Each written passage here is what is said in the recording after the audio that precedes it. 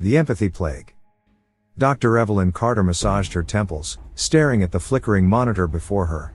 The emergency room stats didn't make sense. Admissions had tripled in the past week, but the reported symptoms were vague, inconsistent. Patients complained of pain they couldn't explain, emotions that didn't seem to be their own. A knock at her office door jolted her from her thoughts. Dr. Carter? It was Sam, one of the ER nurses. His eyes were rimmed with dark circles. We've got another one. Evelyn nodded, following Sam down the fluorescent-lit hallway.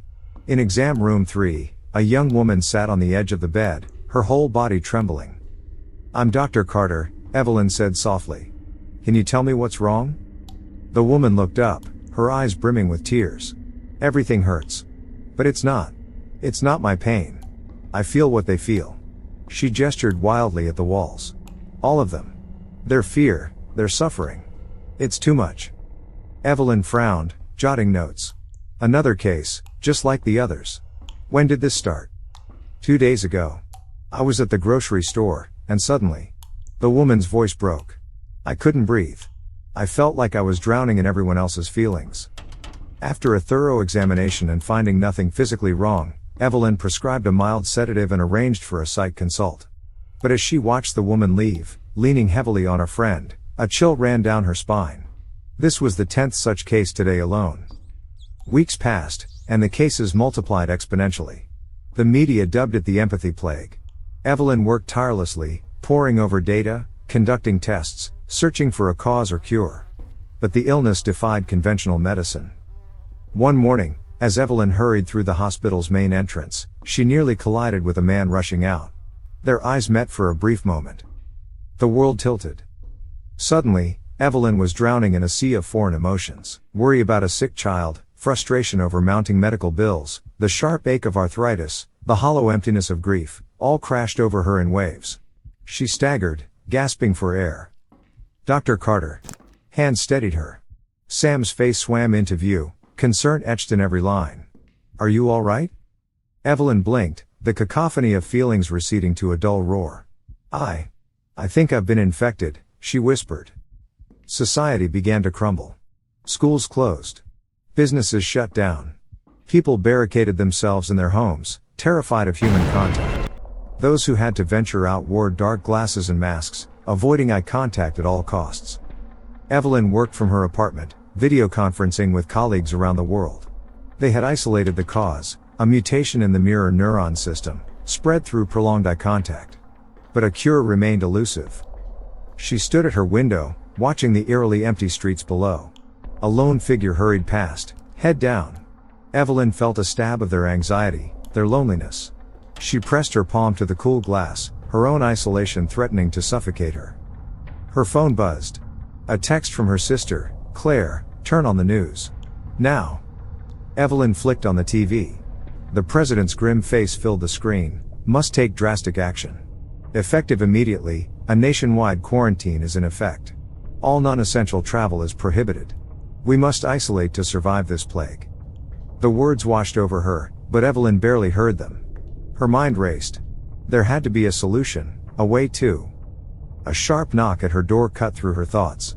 Evelyn hesitated, then slowly approached. Through the peephole, she saw a man in a crisp suit, flanked by 2 others in dark clothing. Dr. Evelyn Carter? The man called. I'm Agent Reeves with the CDC. We need you to come with us. Your expertise is crucial to a top-secret government project. Evelyn's heart pounded. She opened the door a crack, careful to avoid eye contact. What project? Agent Reeves' voice lowered.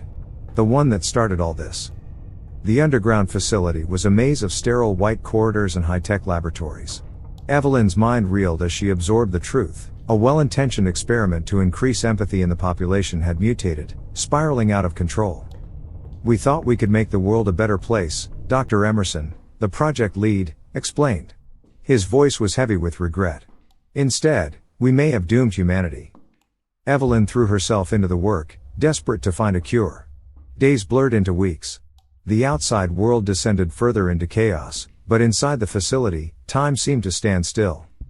Then, one night, hunched over a microscope at 3 a.m., Evelyn saw it. A way to reverse the mutation. Hope surged through her, but it was quickly tempered by realization. The cure would work, but at a cost. It wouldn't just eliminate the plague, it would suppress the mirror neuron system entirely. They could end the pain, the overwhelming flood of others' emotions. But in doing so, they would effectively eliminate empathy from the human brain. Evelyn sat back, her mind racing. She thought of the suffering millions, desperate for relief. She thought of a world without empathy, efficient, perhaps, but cold. Unfeeling. The choice before her was impossible. End the plague and fundamentally alter humanity? Or let the suffering continue in hopes that people would adapt, that this shared pain might ultimately bring the world closer together? In that sterile lab, surrounded by humming machines, Dr. Evelyn Carter faced the most important decision of her life, and the fate of humanity hung in the balance. Epilogue. 5 years later, Evelyn stood on her balcony, watching the sunset paint the sky in brilliant hues. The world had changed, adapted. People still wore their protective gear in crowded places, but they had learned to balance connection and isolation. She felt the familiar undercurrent of emotions from the city around her, joy, sorrow, anxiety, love, but it no longer overwhelmed her. Humanity had grown stronger, more resilient, more understanding. Evelyn smiled, feeling at peace with her decision. The plague had brought immense suffering, but it had also fostered a deep, unprecedented connection between all people.